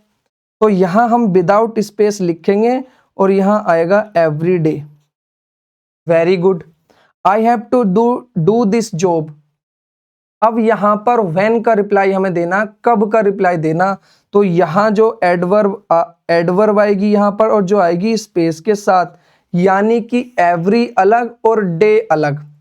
अब यहां मीनिंग समझो कि अगर जब हम बात करते हैं I have to do this job, कि मुझे ये जॉब हर रोज करनी पड़ती है, पर डे करनी पड़ती है, डेली करनी पड़ती है। ठीक, अब यहां पर क्या है, it is an everyday job for मी, मतलब ये मेरा रूटीन है, ये मेरे लिए कॉमन है। इतना समझ आया? उम्मीद करता हूं इतनी चीज आपको समझ आई होगी। अगर समझ नहीं आई है तो आपको सिंपली इतना याद रखना है कि जब एवरी अलग और डे अलग लिखा जाता है तो ये एडवर्ब होता है जो व्हेन का रिप्लाई होता है, और एवरीडे जब एक साथ लिखा जाता है तो ये एडजेक्टिव होता है। ठीक, अब एडवर्ब कहाँ यूज किया जाता है? एडवर्ब किसको डिस्क्राइब करते हैं बेटा? वर्ब को। तो जब हमें वर्ब को बताना हो कि वो एक्शन कैसे होता है, फ्रीक्वेंटली होता है, हर रोज होता है, तो हम क्या लिखेंगे वर्ब को डिस्क्राइब करने के लिए? एडवर्ब लिखेंगे। मैंने क्या बताया था आपसे पहली क्लास में, जो पिछली क्लासेस हो रखी हैं, कि एडवर्ब का काम होता है वर्ब को डिस्क्राइब करना। तो वर्ब मतलब एक्शन, यानी एक्शन के बारे में जो बताएगा, यानी एक्टिविटी को जो बताएगा वर्ड, कि एक्टिविटी फ्रीक्वेंट है, कंप्लीट है, इनकम्प्लीट है, कैसी है। तो एक्टिविटी को बताने वाला वर्ब एडवर्ब कहलाएगा। और जब हमें नाउन को बताना होगा तो हम विदाउट स्पेस वाला लिखेंगे एवरीडे एक साथ, और उसका मीनिंग होता है कुछ और। उम्मीद करता हूं ये भी आपको क्लियर होगा। और देखिए ये वाला question as it is exam में एक बार आ रखा है, ये प्रीवियस ईयर क्वेश्चन ही है। और यहां एवरीडे गलत करके हम क्या लिखेंगे बेटा? एवरी स्पेस डे, यानी एवरी अलग और डे अलग। जैसे फॉर एग्जांपल आपने सुना होगा एवरी मंथ, आपने सुना है या नहीं? तो मंथ की स्पेलिंग गलत हो गई। तो एवरी अलग लिखते हैं और मंथ अलग लिखते हैं। जैसे हम लिखते हैं एवरी वीक, जैसे हम लिखते हैं एवरी ईयर, जैसे हम लिखते हैं एवरी डे। तो ये सारे क्या होते हैं बेटा? एडवर्ब होते हैं। लेकिन वहीं एक कॉमन वर्ड आ जाता है जो होता है एवरी डे। क्या होता है बेटा? Every day. तो यहां हमें कंफ्यूजन होता है कि यहां जो ये वर्ड है ये इसकी तरह दिख रहा है, लेकिन क्या होता, जैसे एवरी ईयर, मान लो हम ईयर की बात नहीं कर रहे, जैसे मान लो कोई एक घटना है, कोई एक इवेंट है, जैसा मान लीजिए आप हर साल पैसे दान करते हो एक फिक्स डेट पर। ठीक, तो every year you donate something या सम मनी। अब हुआ क्या, आपके पास पैसा ज्यादा हो गया, आप क्या काम करने लगे, अब हर महीने देने लगे पैसे। ठीक, every month you distribute the money every month. अब और ज्यादा पैसा हो गया तो अब क्या करने लगे आप? वीक, हर हफ्ते आप बांटने लगे पैसे। You distribute the money every week. मान लो और बहुत पैसा हो गया आपके पास तो आप हर रोज बांट रहे हो एवरी डे। ठीक, तो यहाँ ये इसका छोटा छोटा होता चला आया, यानी जब हम टाइम के साथ ईच एवरी जो भी लिखते हैं, एवरी, दिस, दैट, दिस, जैसे लास्ट ईयर लिखते हैं ना, last month, last year, last month, last week, last day, लिखते हो या नहीं? जैसे दिस ईयर लिखते हो आप, दिस ईयर लिखते हो कि नहीं? That year, this month, that month, आपने सुना तो होगा। And he comes that month, उस महीने, दिस मंथ, आप इस तरीके से पढ़ते हैं। लास्ट मंथ तो आपने पढ़ा ही होगा, last month, last week, last year. तो ऐसे ही हमने, मान लो यहां लिखा होता लास्ट डे, तो ऐसे ही हमने डे से पहले क्या लिख दिया? एवरी। तो ये time expression as an adverb use होते हैं, ठीक। अब ये एडवर्ब यूज होते हैं और फ्रीक्वेंसी को बताते हैं, तो इनके साथ लिखा गया एक्शन फ्रीक्वेंट होगा, और फ्रीक्वेंट एक्शन इंडेफिनिट टेंस में आते हैं। लेकिन एग्जामिनर को पता है कि एक वर्ड और होता है एवरीडे, जो इसकी तरह दिखता है। अब एवरीडे होता है एडजेक्टिव, और एवरी स्पेस के साथ जब लिखा होगा एवरी अलग, डे अलग, तो होता है एडवर्ब। तो जहां एडवर्ब लिखनी होगी मैं वहां एडजेक्टिव लिख के दूंगा। देखता हूं बच्चे पहचान पाएंगे या नहीं। तो जो बच्चे रूल रट के जाएंगे वो इसको कैसे ध्यान रखेंगे, और जो बच्चे एक्चुअल में समझ के जाएंगे कि यहां एडवर्ब चाहिए या यहां एडजेक्टिव चाहिए, बोलो यहां एडवर्ब चाहिए या फिर यहां एडजेक्टिव चाहिए, तो क्या वो कभी गलती करेंगे? तो जवाब है नहीं। तो जहां एडजेक्टिव की जरूरत हो वहां एवरीडे एक साथ लिखो, और जहां एडवर्ब की जरूरत हो वहां एवरी अलग और डे अलग। अब यहां देखो, आई गो देयर एवरी मंथ। अब मैंने आपको क्या बताया था कि जो टाइम एक्सप्रेशन के साथ हम दिस लिखते हैं, दैट लिखते हैं, एवरी लिखते हैं, लास्ट लिखते हैं, फर्स्ट ईयर लिखते हैं ना हम, कि फर्स्ट ईयर, जैसे आप कहीं पढ़ रहे हो तो आपका फर्स्ट ईयर है, सेकंड ईयर है, थर्ड ईयर है, लास्ट ईयर है। पढ़ते हो नहीं? आप कहीं कॉलेज से बीए कर रहे हो, एमए कर रहे हो, तो आपका कहीं फर्स्ट ईयर होगा, फर्स्ट सेमेस्टर होगा, या कुछ भी होगा, कोई एक आप अपनी क्लास में पढ़ रहे हो, आप फर्स्ट क्लास, सेकंड क्लास में हो, थर्ड क्लास में हो। तो जो हम लिखते हैं टाइम एक्सप्रेशन के साथ पहले, तो वो time expression day, month, year, ठीक है, फर्स्ट ईयर, सेकंड ईयर। तो जो टाइम वाले वर्ड होते हैं, ईयर, मंथ, वीक और डे, उनसे पहले अगर हम एवरी लिखते हैं स्पेस के साथ तो वो एडवर्ब बनाते हैं, ठीक। अब हमें पता है कि यहां हमें किसकी जरूरत है बेटा? तो यहां हमें जरूरत है किसकी? एडवर्ब की, कि व्हेन, हम कब गए थे वहां। अब व्हेन का रिप्लाई होते हैं एडवर्ब ऑफ टाइम, तो यहाँ टाइम को बताना है, तो यहाँ टाइम मतलब क्या होगा? डेली, डेली मतलब डेली, पर मंथ लिखेंगे, डेली का मतलब नहीं होगा। यहाँ जब डे लिखते ना तो यहाँ मंथ होता, तो यहाँ हो जाता पर मंथ। तो यहाँ पर हम क्या लिखेंगे बेटा? तो यहाँ पर हम एवरी अलग लिखेंगे और मंथ अलग लिखेंगे। तो ये वाला सेंटेंस भी हमारा क्या हो गया? सही हो गया। तो जब हमारे सेंटेंस में हमें एडवर्ब की जरूरत हो तो एवरी अलग और उसके साथ जो टाइम एक्सप्रेशन लिखे हैं वो अलग। जैसे आप कभी इस तरह से लिखोगे लास्ट डे, आप तुरंत समझ जाओगे सर ये गलत है, लास्ट अलग लिखना पड़ेगा और डे अलग लिखना पड़ेगा। इतना तो समझ आ गया।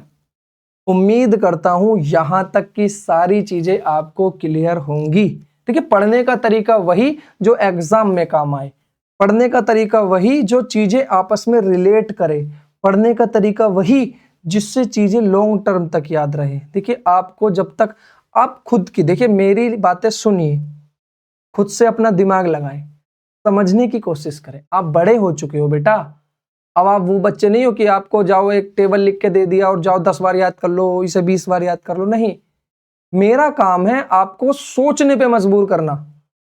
एग्जाम में जाकर भी तो सोचते हैं कि यार यहाँ इसमें क्या गलती होगी, तो मैं चाहता हूं कि मैं क्लास में भी आपको वैसा ही इन्वायरमेंट दूं, क्लास में आपको इस तरह से पढ़ाऊं कि आपकी थिंकिंग जो कैपेबिलिटी है, जैसे मैंने आपको कल बताया कि one who can thinks require no teacher, कि जो सोच सकता है उसे टीचर की जरूरत नहीं होती। तो मेरा काम है कि मैं आपको सोचना सिखाऊं, मैं आपको थिंकिंग करना सिखाऊं, मैं आपको चीजों के अंदर लॉजिकल घुसना सिखाऊं, उसे लॉजिकली अंडरस्टैंड करना सिखाऊं, जिससे कि आपको एक टाइम पर आके टीचर की जरूरत ना पड़े। होता क्या है, आजकल के बच्चे को हर चीज के लिए टीचर चाहिए। अगर टीचर ने एक सवाल करा दिया तो बच्चा दूसरा सवाल नहीं कर सकता, फिर उसके लिए भी उसे टीचर चाहिए कि सर आपने ये बता दिया, ये तो मुझसे हो रहा, अब नहीं हो रहा। क्यों? क्योंकि बेटा कहीं ना कहीं हमारे टीचर्स ने हमारी थिंकिंग कैपेबिलिटी को अप नहीं किया, उसको बल्कि डाउन कर दिया। जैसे मैंने आपको एग्जाम्पल दिया था एक बार कुम्हार का, कि कुम्हार के पास मिट्टी आप घर ले आओ अपने, उसको फेंक दो तो वो सड़ जाएगी, इधर उधर बिखरी फिरेगी, बट जो उसके पास रह गई उसको उसने पता नहीं क्या चीज बना दी, मान लो दिया बना दिया, तो वो अब पूजा की थाली में सजने का काम आ रहा। कितनी पाक और साफ जगह वो यूज हो रहा, पवित्र जगह यूज हो रहा। तो बेटा आप कैसे हाथों में हो ये डिसाइड करता है कि आगे जाके आपका क्या यूज होगा। तो आप अब तक ऐसे हाथों में थे जो आपको थिंकिंग करना नहीं सिखा रहे थे, आपको अपना दिमाग यूज करना नहीं सिखा रहे थे, वो ऐसे ही पड़ा पड़ा हैंग हो जाता, खत्म हो जाता। तो मैं आपसे चाह रहा हूं कि बेटा आप अपना दिमाग लगाओ, आप अपने आप से सोचना शुरू करो। तो उम्मीद करता हूं इतनी चीजें आपको समझ आई होंगी। एडवर्ब ऑफ फ्रीक्वेंसी जहां पर भी लिखी हो उनके साथ हम फ्रीक्वेंट एक्शन लिखेंगे, और फ्रीक्वेंट एक्शन इंडेफिनिट का होता। अब आप कोई सा भी इंडेफिनिट यूज कर लो, प्रेजेंट, पास्ट या फ्यूचर का, लेकिन अभी हम यहाँ प्रेजेंट इंडेफिनिट लिख रहे हैं तो हम कहेंगे कि प्रेजेंट इंडेफिनिट यूज करना है। उसके बाद वो क्या काम करता है, जैसे last day, last month, last year, last week, ये दोनों अलग अलग लिखे जाते हैं। ऐसे ही वो क्या काम करता है, every day, every month, every year, every week, ये भी अलग अलग लिखे जाते हैं। लेकिन एवरी डे वो क्या काम करता, एवरी को, लास्ट को, इनको एक जगह करके दे देगा। तो हमें पता है कि केवल और केवल एवरीडे जैसा शब्द है, बाकी किसी को भी साथ तो हम लिख ही नहीं सकते। एवरी मंथ नहीं लिखा जा सकता साथ, एवरी ईयर साथ नहीं लिखा जा सकता, एवरी क्या बेटा, एवरी वीक साथ नहीं लिखा जा सकता, वो स्पेस के साथ ही लिखे जाएंगे और वो एडवर्ब बनते। लेकिन एक वर्ड ऐसा होता है, क्या होता है वो वर्ड, एवरी डे, वो लिखा जा सकता, और वही हमें कंफ्यूजिंग करता। और वो एवरीडे जो स्पेस के साथ यानी अलग अलग ना लिखकर एक साथ लिखा जाता है, वो एडवर्ब नहीं होता, वो एडजेक्टिव होता। और एडजेक्टिव नाउन से पहले नाउन के लिए यूज होते हैं, और यहां हमें वर्ब के लिए यूज करना है। तो वर्ब के लिए यूज कौन होते हैं, एडवर्ब। तो एडवर्ब यहां हमें कौन होते हैं, जो अलग अलग लिखे रहते हैं। तो आपको इतना ध्यान रखना है कि adverb of frequency decide the tense. जैसी एडवर्ब ऑफ फ्रीक्वेंसी होंगी वो इंडेफिनिट में जाएंगी। कभी कभी एडवर्ब फ्रीक्वेंसी में भी छेड़छाड़ कर देता है कि एवरी मंथ, एवरी ईयर, तो हमें इसका भी ध्यान रखना है। अब बाकी आप चीजों को एक बार दोबारा देख लेना, समझने की कोशिश करना, सब बढ़िया तरीके से समझ में आएगा। ठीक है, चीजें आपको आसान लगने लगेंगी। एक बार आप मेरे तरह से सीखना तो शुरू करें। अभी आपका पहला दिन है, पहली क्लासेस हो सकती हैं समझने की, क्योंकि हमने मेन कंसेप्ट तो अभी शुरू किए हैं। अभी तक तो हम बस बेस बना रहे थे, एक माहौल तैयार कर रहे थे इंग्लिश सीखने का, कि कॉम्पिटिटिव एग्जाम के लिए हमें इंग्लिश कैसे सीखनी है, कैसे हमें एरर को सोल्व करना है, कैसे हमें एरर फाइंड करनी है। अब वो बेस बन के तैयार है, अब हम धीरे धीरे उड़ान बढ़ेंगे। अभी आपको लग रहा होगा बहुत एडवांस लेवल है, सर क्या पढ़ा रहे हो। नहीं बेटा, ये बहुत बेसिक बातें हैं, आपको नहीं बताई आपके टीचर ने, आपको सोचना नहीं सिखाया आपके टीचर ने, इसमें उनकी गलती है और आपकी गलती है। लेकिन ये बहुत ही छोटी बातें हैं, अभी तो आसमान छूना बाकी है। इंग्लिश का सिकंदर बन के जाओगे यहां से। हर चीज में आपका हाथ रोक सकता कोई, बट इंग्लिश में नहीं रोक सकता। डेफिनेटली लिख के दे रहा हूं, बस मेहनत करते रहो, और जैसे मैं चीजों को सिखा रहा हूं वैसे सीखते रहो। This is the only way that helps you to understand everything.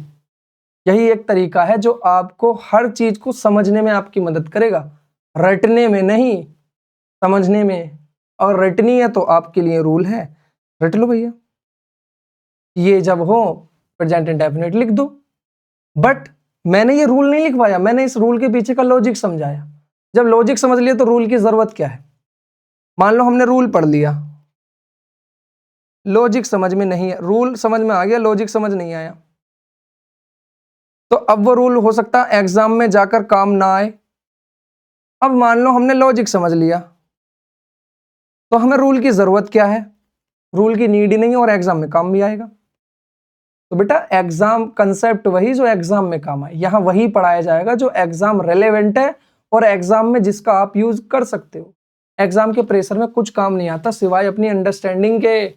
बात मान लो, 2-4 एग्जाम दे लोगे, समझ आ जाएगा।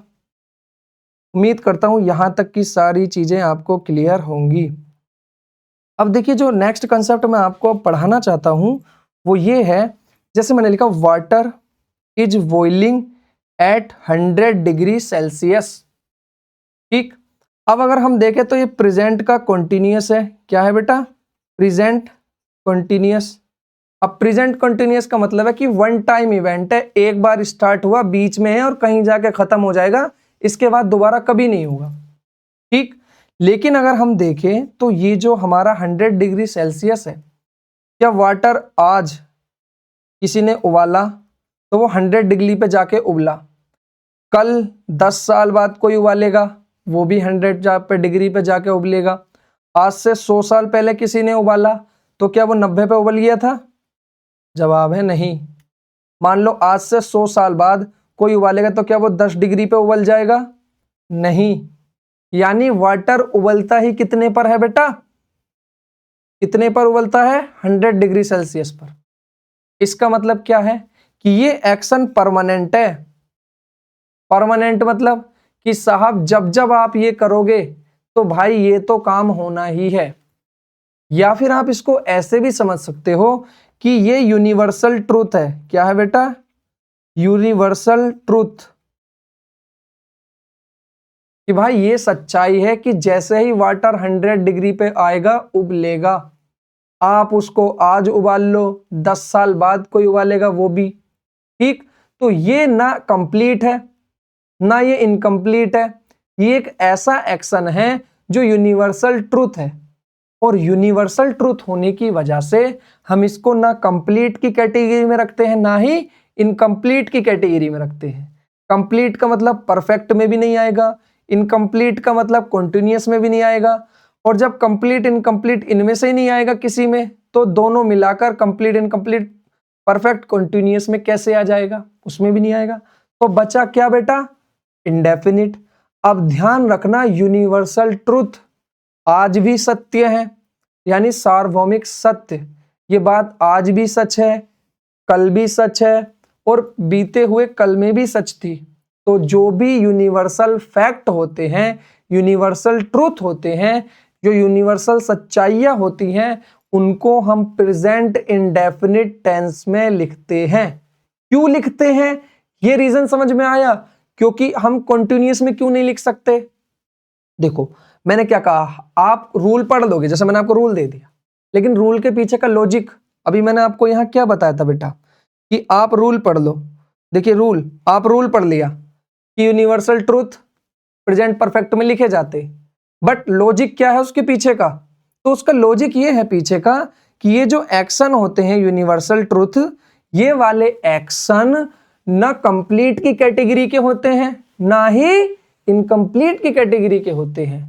ठीक, इनकम्प्लीट मतलब परफेक्ट कॉन्टिन्यूअस में भी नहीं आ सकते, ये क्या परफेक्ट में भी नहीं आ सकते और परफेक्ट कॉन्टिन्यूअस में भी नहीं आ सकते। तो बचा क्या बेटा? बचा इनके लिए क्या? इंडेफिनिट। अब इन्हें प्रेजेंट के इंडेफिनिट में लिखते हैं क्योंकि ये सत्य बात है, फैक्ट बात है।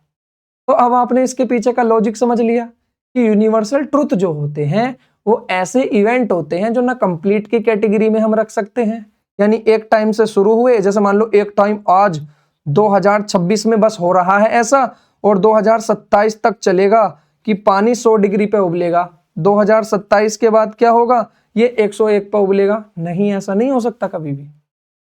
यानी ये वन टाइम इवेंट नहीं है, ये इनकम्प्लीट इवेंट नहीं है, ना ये कंप्लीट इवेंट है। ये एक ऐसा इवेंट है जो एक यूनिवर्सल ट्रूथ है, एक परमानेंट उसमें आता है एक्शन में कि ये परमानेंटली सच है, इसे कोई नहीं नकार सकता। तो जब परमानेंटली सच हो गया तो एक कैसे टेंस में आएगा? इंडेफिनिट। और हमें न इसे पास्ट में लिख सकते हैं ना फ्यूचर में, क्योंकि पास्ट में लिखेंगे तो ये पास्ट की सच्चाई होगी, फ्यूचर में लिखेंगे तो ये फ्यूचर की सच्चाई होगी। लेकिन नहीं, ये प्रेजेंट पास्ट फ्यूचर सबकी सच्चाई है, और प्रेजेंट पास्ट फ्यूचर सबकी होने की वजह से हम प्रेजेंट को सत्य मानते हैं और इसीलिए हम इसको क्या काम करेंगे, इसीलिए हम इसको लिखेंगे प्रेजेंट इंडेफिनिट में। तो universal truth are expressed in the present indefinite tense. आपको क्या लिखना है, यूनिवर्सल ट्रूथ्स यानी universal fact are expressed in the present indefinite tense. लिख लेना, मैंने यहां लिखा नहीं है मेंशन, जब मैंने आपको समझा दिया रूल के पीछे का लॉजिक, लेकिन आप फिर भी लिखना चाहते हो तो लिख लेना। अब देखिए, द मून जो आपका चांद है is moving round the earth, कि जो चंद्रमा है, जो आपका चंदा मामा है, वो जो अर्थ है, जो पृथ्वी है, धरती माँ है, उस धरती माँ के चारों तरफ घूम रहा है या घूमता है या ट्रेवल करता है, आप मूव करता है, जो भी आप समझो समझ लो। अब ये बताओ कि क्या ये एक्शन कभी रुक सकता है? देखिए, अगर ये कंप्लीट है, मैंने लिखा बाबू, मान लो कि ये कैसे लिखा है मैंने लिखा है प्रेजेंट कॉन्टिन्यूअस में। अब आप बताओ प्रेजेंट कॉन्टिन्यूअस का मतलब क्या बताया था मैंने आपको? कोई भी एक्शन कॉन्टिन्यूअस है, इसका मतलब एक डेफिनेट टाइम पे शुरू हुआ होगा और एक डेफिनेट टाइम पर जाकर वो खत्म हो जाएगा। लेकिन अभी क्या है बेटा, अभी वो बीच में ही है, अभी पूरा नहीं हुआ। लेकिन क्या कभी ऐसा होगा कि चंद्रमा पृथ्वी की तरफ घूमना बंद कर दे? देखिए, अगर हम कुतर्क करें कि क्या पता सर कभी ऐसा हो, धरती कोलैप्स हो जाए, धरती फट जाए, चंद्रमा फट जाए, तो सर घूमना बंद ही कर देगा, तो मैं कहूँगा ऐसी चीजें एग्जाम में कंसीडर नहीं की जाती। जर्नल सिचुएशन में ये एक्शन इनकम्प्लीट नहीं है, ना ही ये कंप्लीट है, ये परमानेंट एक्शन है कि भाई साहब जो चंद्रमा होता है वो तो परमानेंटली घूमता ही है। आप इसको ये डिफाइन नहीं कर सकते कि किस पॉइंट ऑफ टाइम से इसने घूमना शुरू किया और किस पॉइंट ऑफ टाइम पे ये घूमना रोकेगा। आप पढ़ना रोक सकते हो, एक इंसान एक क्या होगा। अब देखिए, आगे पीछे की बात छोड़िए, हमारी जितनी 70-80 साल की जिंदगी है, उस जिंदगी में ये एक्शन नहीं रुकेगा।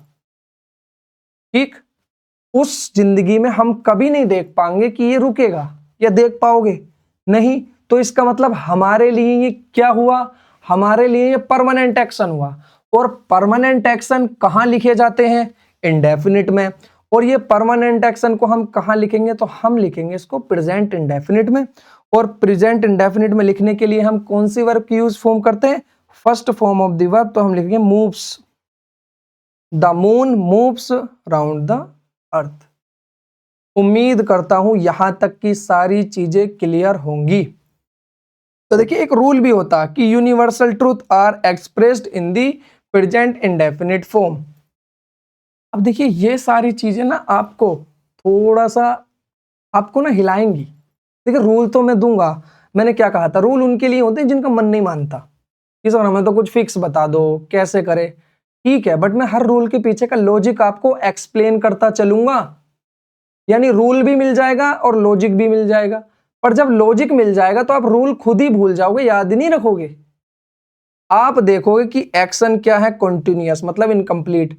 अब ये इसको हम सही माने तो इसका मतलब हम ये इसको सही मानेंगे तो ये वन टाइम इवेंट है, एक बार घूम के कहीं ना कहीं रुक जाएगी।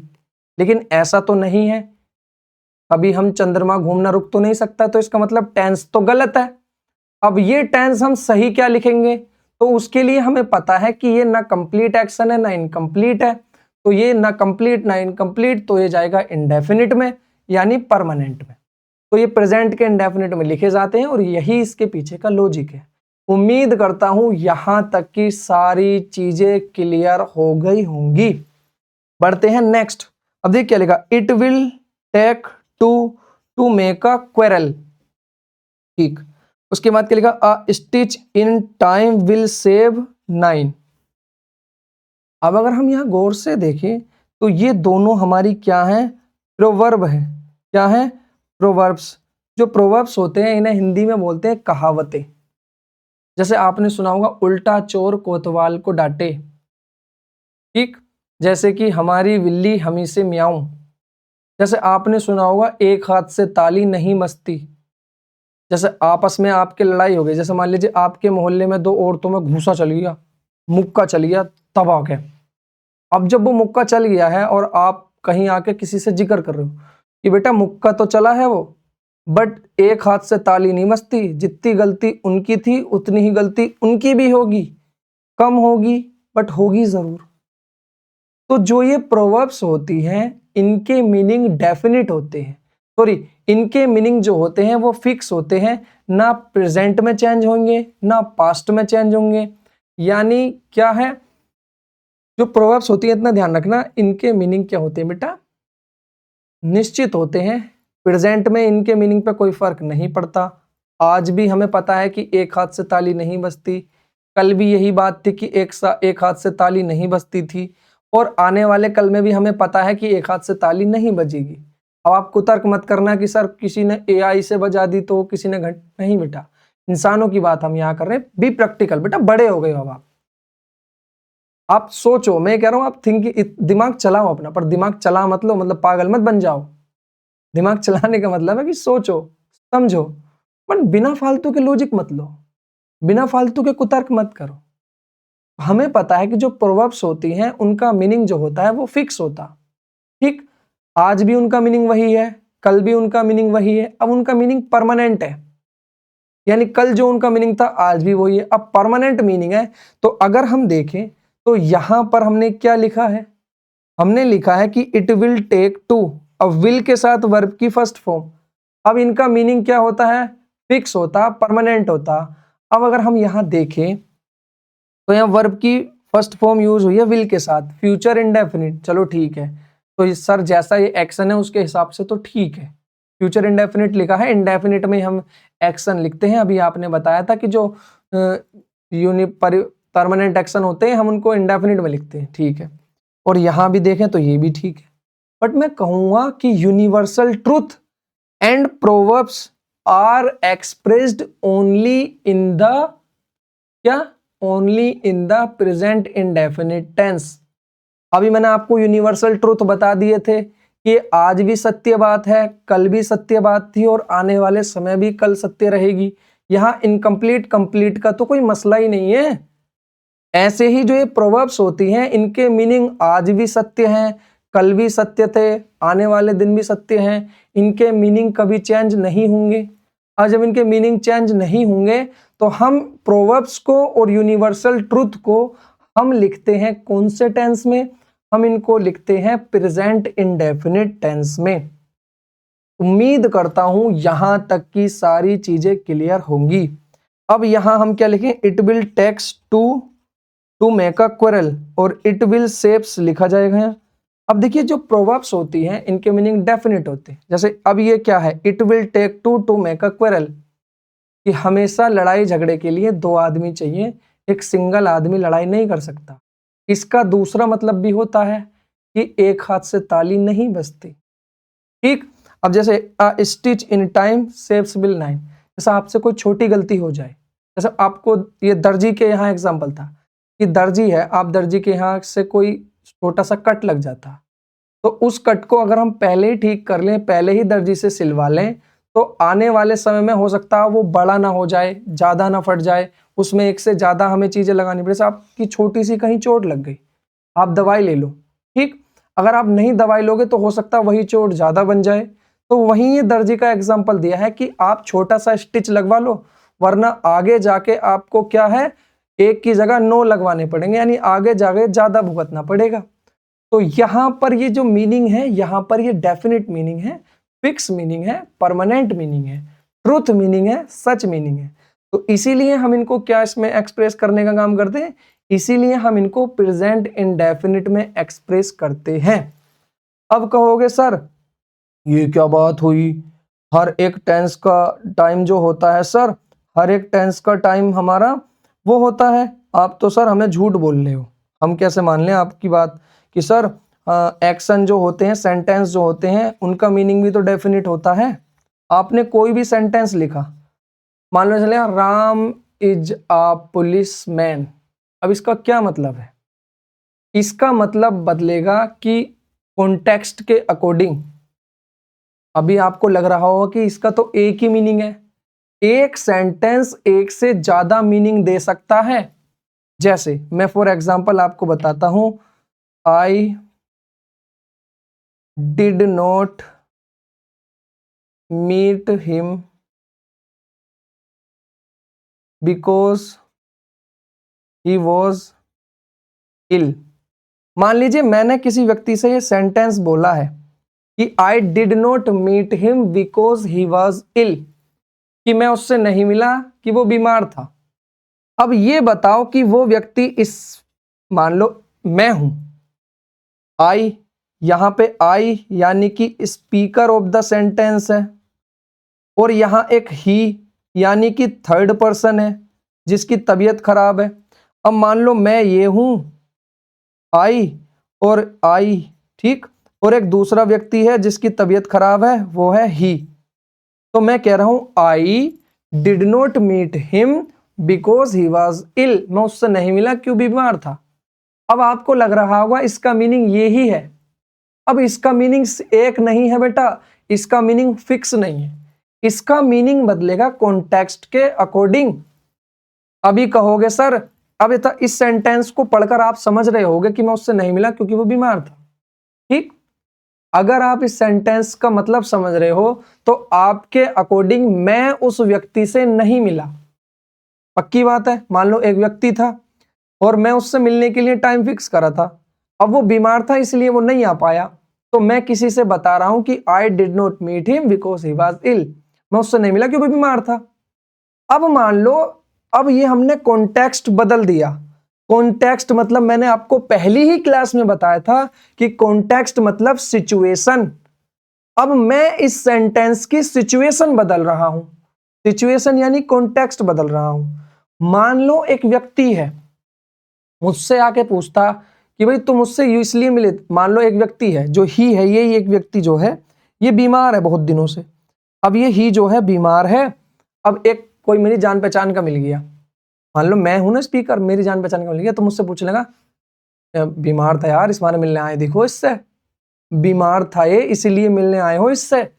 तो मैंने कहा I did not meet him because he was ill, कि मैं इससे इसलिए नहीं मिलने आया कि ये बीमार है। इसका मतलब मैं इससे मिल लिया हूं और मैं इसलिए नहीं मिला हूं कि ये बीमार है, मैं मिला हूं किसी और काम से। हो सकता है मैं अपने पैसे मांगने आया हूं, हो सकता है मैं किसी और काम से आया हूं। तो अगर हमने सिचुएशन बदल दी तो इसी सेंटेंस का ये मतलब था कि मैं इस व्यक्ति से नहीं मिला था, और मैंने जैसे सिचुएशन चेंज करी तो इसी सेंटेंस का ये मतलब था कि मैं उस व्यक्ति से मिला, लेकिन इसलिए नहीं मिला वो बीमार था, मैं मिला उससे किसी और पर्पज से। अभी ये चीज आपको समझ नहीं आई होगी और ये चीज आपके लिए नहीं होगी। आप इसको घर पे जाके खूब आराम से सोचना, आपके लिए होमवर्क समझ लो आज का। तो ऐसे ही इन सेंटेंस का मीनिंग फिक्स नहीं होता, हम बेशक मान लेते हैं लेकिन इनके मीनिंग सिचुएशन के अकॉर्डिंग बदलते रहते हैं बेटा। लेकिन जो प्रोवर्ब्स होती हैं इनके मीनिंग कल भी वही थे, आज भी वही हैं और आने वाले कल में भी वही हैं। इनके मीनिंग परमानेंट होते हैं, तो इसीलिए हम इन्हें प्रेजेंट इंडेफिनिट में रखते हैं। तो बस आपको इतना याद रखना कि universal truth and proverbs are expressed in the present indefinite tense. Class को समराइज करता हूं, आज के लिए इतना रखता हूं। क्लास में हमने क्या पढ़ा था? सबसे पहले हमने पढ़ा कि जो एडवर्ब ऑफ टाइम होते हैं, एडवर्ब ऑफ टाइम होती हैं, उनमें से कुछ एडवर्ब ऑफ फ्रीक्वेंसी होती हैं।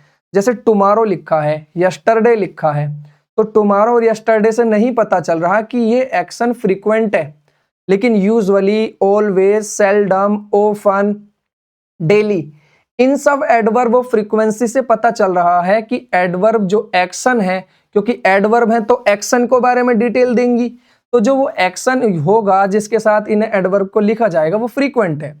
और फ्रीक्वेंट एक्शन कहाँ लिखे जाएंगे? इंडेफिनिट में, प्रेजेंट, पास्ट, फ्यूचर, कहीं के भी इंडेफिनिट में लिख दो। हम प्रेजेंट इंडेफिनिट पढ़ रहे हैं इसलिए इसको प्रेजेंट इंडेफिनिट में लिखेंगे। उसके बाद मैंने बताया कि जो यूनिवर्सल ट्रूथ होते हैं और जो प्रोवर्ब्स होती हैं, इनके मीनिंग परमानेंट होते हैं, और ये परमानेंट एक्शन ही टाइप होते हैं जो यूनिवर्सल फैक्ट होते हैं, इनके मीनिंग परमानेंट होते हैं। तो एक परमानेंट होते हैं, एक के मीनिंग परमानेंट होते हैं, तो इसीलिए हम इनको इंडेफिनिट में रखते हैं और इनको पर्टिकुलर हम प्रेजेंट इंडेफिनिट में ही रखते हैं। उम्मीद करता हूं आज की सारी बातें समझ आ गई होंगी।